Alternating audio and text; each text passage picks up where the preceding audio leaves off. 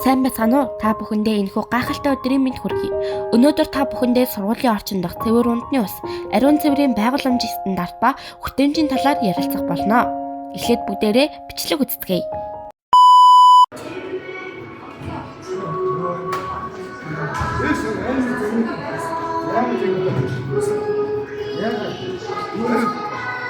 Саваа усаусын төсөөлөд хүмүүсээс болоосаа.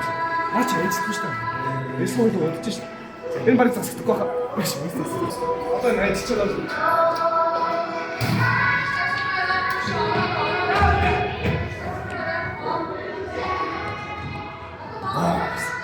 Сургууль бол хүүхэд багчуудын өдөрт олон цагийг өнгөрөөдөг орчин.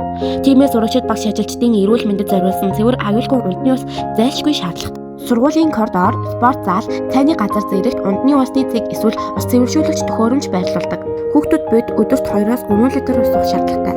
Гэвч өдрийн тэн хагасыг өнгөрөөдөг орчинд ус цэвэршүүлэгч төхөөрөмж байхгүй бол бид бүхэн ханаас ус уух билээ. Мэдээж мөнгө их өргөдөн. Учир нь өдрийн усны хэрэгцээгээ хангахын тулд хүүхдүүд дэлгүүрээс 2-3 сая төгрөгөд ус судалтай авдаг шүү дээ. Тиймээс хүүхэд багчуудын мөнгийг бага өрхийн тулд сургуулийн коридор болон спорт зал, цайны газар зэрэгт унтны усны цэг байршуулах зайлшгүй шаардлагатай. Унтны ус нь Монгол улсын унтны усны чанарын стандартыг хангах ёстой байдаг бөгөөд эрүүл аюулгүй байх ёстой.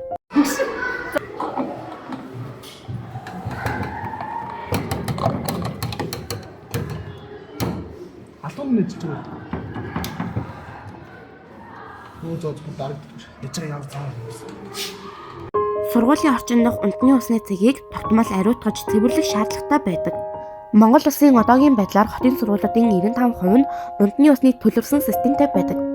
Харин хөдөө орон нутагт энэ үзүүлэлт 70% бага байдаг бөгөөд гүнний худаг болон савласан усны хэрэглээ өндөр байна.